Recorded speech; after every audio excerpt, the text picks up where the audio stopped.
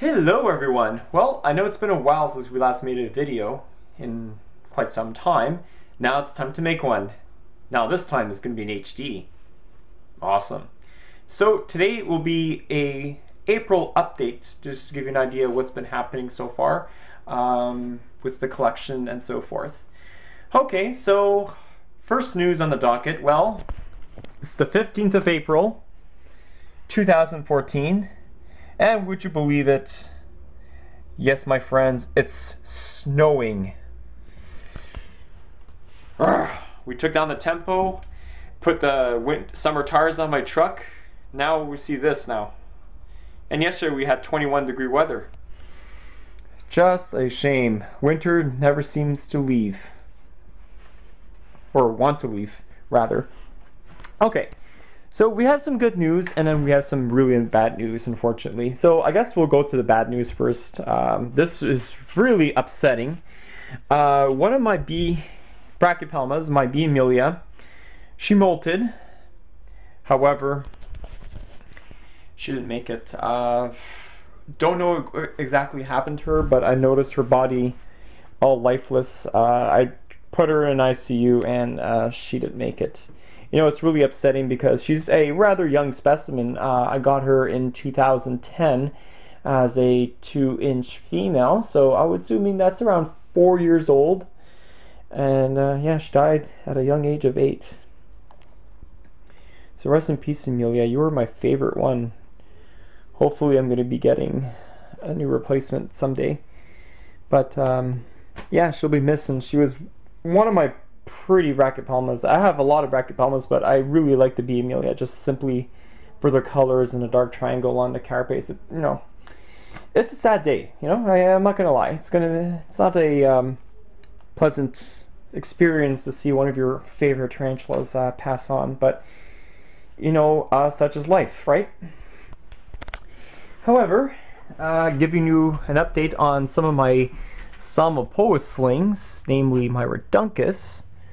That one molted, so you can see, let me just put a macro, quite large now, about 1.5 inches, almost similar size to my B.emilia that I got some time ago. And this one just recently molted, my Psalmopoeus Cambridgei sling, Trinidad Chevy. Hopefully this will be a male, so I can pair it up with that big female of mine. As you can see, starting to get color, not quite. I do see faint green, which is supposed to be on the specimen. And don't know if you can actually see the feet. Starting to get the orange on it, just like you would see on an adult. But really, the pièce de résistance comes from one of my brachypelmas, my other one. So Athena hasn't been featured in quite a while in my feeding videos, simply because she was refusing food. Now, she didn't have the bald spot like another specimen, which I'm going to be getting in a second, but she just molted, and I just want to show you how beautiful Brachypelma smithii are. Mexican red knee. This is a 100% confirmed female. I got this from my good friend PDDM89 back in 2010, I believe. Got her as quite a massive girl. She was like 4.5 inches at the time. Now she looks to be around the 5.5 inch range. Not quite large yet, because adult B. smithies get having to a 6-inch leg span. So she's going up there, that's for sure. But she's a very, very pretty specimen. And ultimately this is a tarantula that got me started into the hobby. Once I saw a B. smithii, I had to say I needed it, and I wanted it so badly. So back in 1996, which was almost 20 years ago, these specimens cost $250 as adult females, and I think it is still price still the same as today, but I worked with my lawn business and I eventually got my first bee smithy, and then I got passionate with teas, and that's ultimately how I started. And now I went from 13 at the point to over 123 plus all of these avics. So here are the avic babies. They're doing well. This is Rose's half, and my half I'm probably going to be keeping them communally at the time being, and now I'm actually going to start feeding them. You wouldn't believe, when I watered the tarantulas a couple of days ago, yesterday in fact, I noticed when I opened up the cage with the mother, I saw 2 more in there. So they're all squinched up in the corner. As you know, these are communal. They're pretty much doing well, as you can see. I'm going to be getting ready for their first feeding, and I'm not going to actually sell them until a couple of weeks, so that way I want them to get well started and for them to arrive healthy. So I'm generally going to feed these guys once a week, just simply because avics have a tendency to have a high death rate as slings. So, you know, that is a pretty good yield, 99 to 100 babies. And the babies are quite large too. They're around 3/4 of an inch. Most of them are in the 1/2 inch range, but that's pretty awesome for my young female to be producing that, as well as Marcus. Gotta owe it to Marcus. He was a lady killer. And of course, to refresh your memory, because I get this all the time from people asking me about tarantulas in pre-molt, just so you know that I actually do have a specimen in pre-molt right now.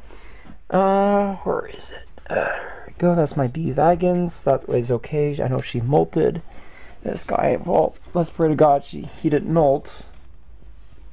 Ah, good. Perfect. Now I can make a video on this. A lot of people have asked me, what are the signs of pre-molt tarantulas? Okay, and I'll get to explaining it, as well as I'll explain how to care for a post-molt tea. It's a topic that I have addressed earlier in several videos. Alright, so this is my Brachypelma albiceps male. This is known as the Mexican gold red rump. And you can see this guy is in pre-molt.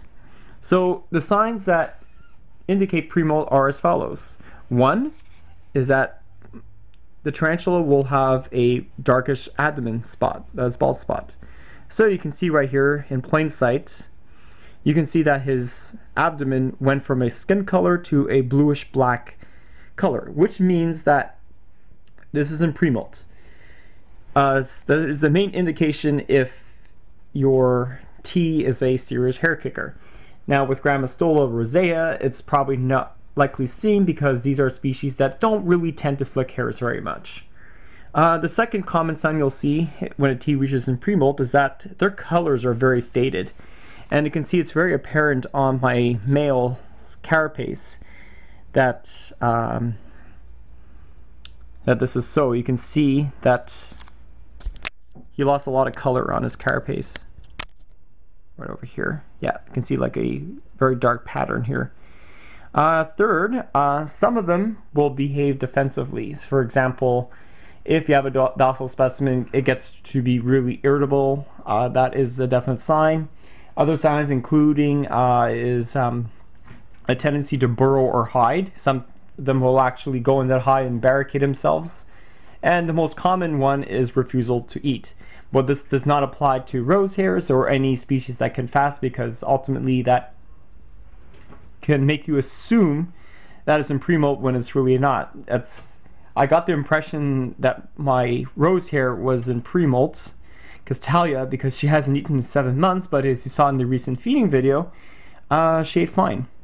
So when your tea reaches in pre-molt, the only thing you should do is to not feed them. Just don't give them anything, because they're not going to eat and they're not going to want to eat. So just pretty much keep them on semi-moist substrate and they'll do just fine.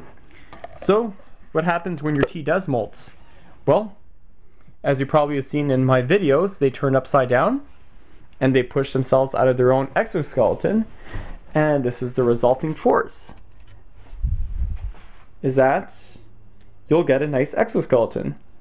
And when you see that, don't assume that you have two tarantulas in there.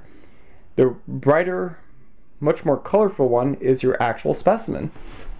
So if you want to compare Athena's molt to her real skin, you can see the much more vibrant colors on her. Now, the important thing is when a tea is freshly molted, it's important to leave her alone and do not disturb her. Don't handle her, don't transfer her, because she's very weak, very vulnerable, and her exoskeleton is very soft, so it's much more prone to have some injuries. So the only thing I would really do in this case is just keep her water dish full and don't feed her. And the general rule of thumb for teas that have molted, generally feed them a week after they molt, or even 2 weeks. Especially for larger specimens, 2 weeks seems to be the more appropriate choice, because larger specimens tend to recuperate a lot slower than the smaller juveniles, the slings. So pretty much that's good. So hope you enjoyed the video. Thanks for watching, everyone, and hope you are better informed of how to tell if your tea is in pre-molt and how to care for it when either it's in pre-molt or post-molt. Sad passing of my B.emilia and my newly molted P.emilia Trinidad Chevron. Still okay in this pill vial. Probably next time I should rehouse them into a bigger one. I think you'll do well in that one for now. Alright everyone, thanks so much for watching. Stay tuned for more vids. I got a lot of them coming up. New Mythbuster video and Silent Hill 4.